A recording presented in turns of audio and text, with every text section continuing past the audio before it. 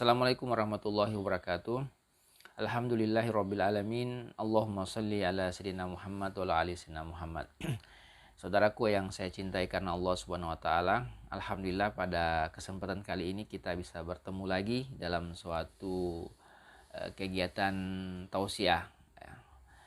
Mudah-mudahan kemudian kita semua dikumpulkan oleh Allah dalam suatu kebaikan, diberikan rahmat taufik oleh Allah Subhanahu wa taala, diberikan kesehatan, dan tentunya yang paling penting adalah keistiqomahan dalam Islam. Amin ya rabbal alamin.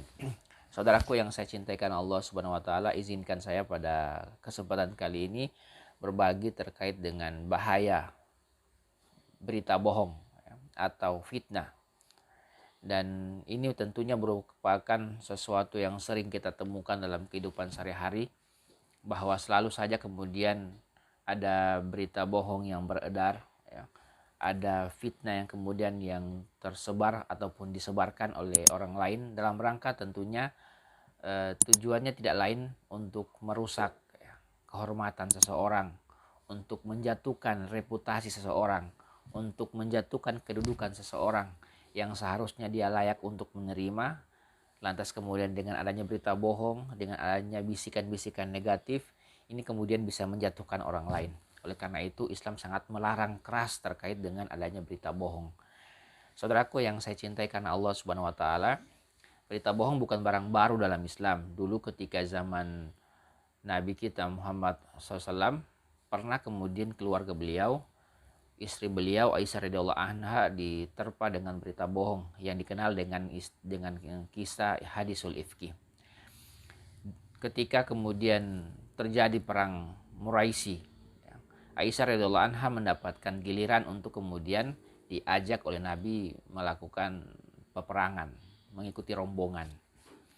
Biasanya Nabi ketika ada peperangan, maka istri-istri kemudian dipergilirkan siapa yang mengikuti di peperangan tersebut. Nah, ketika perang Muraisi ini yang terpilih adalah Aisyah radhiyallahu anha.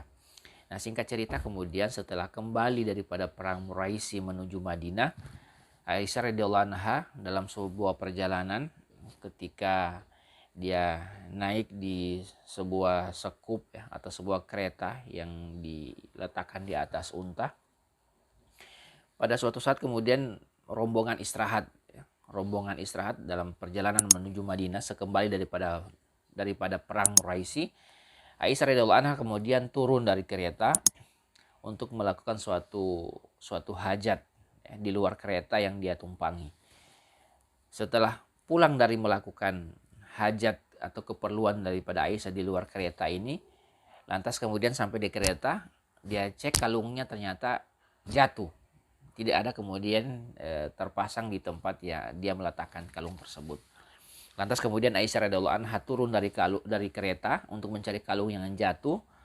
Tetapi malang kemudian nasib Aisyah radhiyallahu anha pada waktu itu, ketika dia kembali mencari kalung yang jatuh tadi, mau naik ke kereta kembali ke rombongan Nabi dan para sahabat, ternyata rombongan sudah tidak ada. Rombongan sudah bergerak menuju Madinah, sementara Aisyah radhiyallahu anha tertinggal di tempat itu. Akhirnya saudaraku yang saya cintai karena Allah Subhanahu wa taala, Aisyah kemudian melakukan satu tindakan yang tepat, yaitu menunggu. Siapa tahu kemudian sahabat yang mengangkat tanduk kereta Aisyah ini sadar bahwa tidak ada Aisyah di dalam, lantas mereka kembali untuk mencarinya.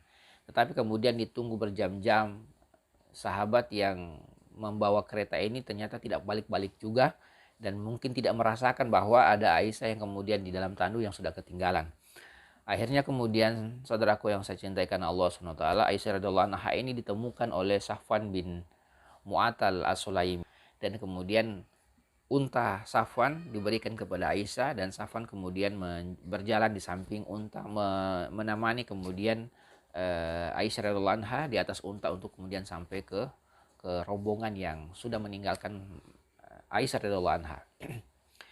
Berita ini kemudian tersebar di kalangan kaum munafik bahwa Aisyah radhiyallahu anha, istri Rasulullah, melakukan hubungan terlarang, melakukan perjalanan berduaan dengan Safwan bin Mu'attal as-Sulaimi. Fitnah ini kemudian menyerang keluarga Rasulullah, menyerang keluarga Abu Bakar yang tak lain merupakan ayah daripada Aisyah radhiyallahu anha. Sehingga di antara kaum muslimin ada yang tersulut, ada yang termakan oleh fitnah, ada yang tetap percaya bahwa Aisyah tidak mungkin kemudian melakukan sesuatu yang difitnah oleh mereka. Tetapi ada juga kemudian yang berubah hatinya, yang merasa ragu dan mempercayai kemudian apa yang diberitakan oleh orang-orang di sekitar waktu itu yang memfitnah Aisyah radhiyallahu anha. Tokoh yang sangat terkenal membuat berita ini bohong sebagaimana yang kita ketahui adalah Abdullah bin Ubay bin Sahlul. Ini adalah orang munafik yang berada di kehidupan Nabi SAW, yang senantiasa kemudian memanfaatkan berbagai macam situasi dalam rangka untuk menyerang umat Islam, menyerang Nabi, menyerang keluarga Nabi. Termasuk dalam hadisul ifki ini, penyebaran berita bohong yang sangat berperan adalah Abdullah bin Ubay bin Sahlul ini. Oleh karena itu kemudian 1 bulan kurang lebih kaum muslimin pada waktu itu digunjang oleh fitnah besar, ya, bahwa Aisyah sudah main serong, Aisyah sudah tidak taat lagi sama Nabi, dan seterusnya. Oleh karena itu kemudian ada kesedihan yang sangat besar di diri Rasulullah, bukan tidak percaya dengan Aisyah, tetapi dengan merebaknya berita ini. Sampai kemudian turunlah kemudian wahyu dari Allah Subhanahu wa taala 1 bulan kemudian, kurang lebih 10 ayat Allah turunkan untuk menjawab terkait dengan kisah ini, bahwa semuanya adalah bohong. Semuanya tidak benar dan semuanya adalah fitnah. Oleh karena itu, saudaraku yang saya cintai karena Allah Subhanahu wa taala, kenapa kemudian Islam sangat mewanti-wanti, sangat melarang terkait dengan berita bohong, penyebaran fitnah, karena bisa merusak kehidupan orang, bisa merusak tatanan hidup masyarakat, bisa membuat orang yang damai jadi berperang, bisa membuat orang yang terhormat jadi terhina, dan seterusnya. Oleh karena itu hati-hati dengan fitnah, hati-hati dengan berita bohong. Jangan sampai kita menjadi bagian orang yang menyebarkan berita bohong tanpa ada klarifikasi, tanpa ada kemudian fakta-fakta yang mendukung dengan apa yang disampaikan. Ayat yang Allah turunkan terkait dengan hadisul ifki, berita bohong ini menjadi landasan buat kita terkait dengan ganjaran bagi mereka kemudian yang melakukan fitnah atau berita bohong. Allah berfirman dalam Al-Quran, sesungguhnya orang-orang yang membawa berita bohong itu adalah dari golongan kamu juga. Janganlah kamu mengira berita buruk bagi kamu, bahkan itu baik bagi kamu. Janganlah kamu mengira berita itu buruk bagi kamu, bahkan itu baik bagi kamu. Jadi ketika ada berita bohong yang kita dengarkan tentang kita, belum tentu itu buruk buat kita. Bisa jadi itu adalah baik menurut Allah untuk kita. Setiap orang dari mereka akan mendapat balasan dari dosa yang diperbuatnya. Jadi orang-orang yang munafik, orang-orang yang memberikan berita-berita bohong yang membuat kemudian suasana menjadi rusak akibat berita yang disebarkan, maka ini adalah sebuah dosa yang sangat besar. Dan barang siapa di antara mereka yang mengambil bagian terbesar dari dosa yang dibuatnya, dia mendapat azab yang amat besar pula. Jadi orang yang ikut serta dalam menyebarkan berita bohong yang disengaja, ya, yang disengaja bahwa ini adalah berita bohong dan terus dibuat kemudian diperbesar, maka ini tentunya mendapatkan azab yang besar di sisi Allah Subhanahu wa taala. Oleh karena itu, ini menjadi ayat yang diturunkan oleh Allah Subhanahu wa taala untuk menjawab tuduhan-tuduhan yang diberikan kepada Aisyah radhiyallahu anha bersama keluarganya dalam kisah hadisul ifki, dan menjadi asbabul nuzul kisah itu kemudian turunnya ayat ini, bahwa orang yang melakukan fitnah besar, orang yang melakukan pembohongan, ini dosanya adalah dosa besar. Dan bagi mereka yang difitnah, bagi mereka yang mendapatkan informasi-informasi yang tersudutkan, maka bersabar, ada pahala yang besar yang Allah berikan di situ.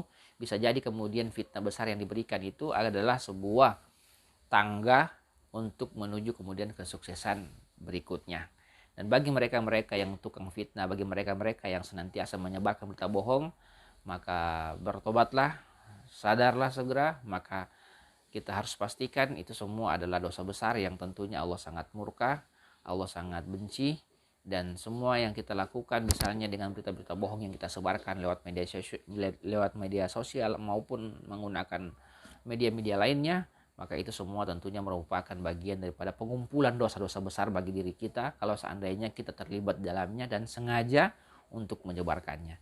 Ini saja mungkin hal-hal yang bisa sampaikan terkait dengan berita bohong, dan mudah-mudahan ada hikmah yang bisa kita ambil Dan satu kunci terkait dengan berita-berita yang kita terima, ketika ada berita yang kita terima misalnya masuk lewat WA, lewat SMS, lewat telepon ke kita, maka jangan kemudian langsung kemudian memvonis, perlu untuk klarifikasi, perlu untuk tabayun, perlu untuk mendatangkan saksi dengan berita-berita yang kita terima. Belum tentu kemudian berita yang disuguhkan dengan baik, dengan kafir yang baik disampaikan dengan orang yang baik pula, belum tentu kemudian itu jadi benar 100% mutlak apa yang disampaikan. Perlu kemudian tambahan informasi dari sumber-sumber lain untuk kemudian disandingkan fakta-fakta ini sebelum kemudian kita mengambil kebijakan atau putusan. Jangan sampai kemudian karena informasi yang kurang kita hanya bersumber pada satu orang, lantas kebijakan yang kita ambil atau putusan yang kita ambil dapat merugikan orang lain dan merugikan diri kita tentunya. Demikian yang bisa saya sampaikan. Mohon maaf atas segala kekurangan. Assalamualaikum warahmatullahi wabarakatuh.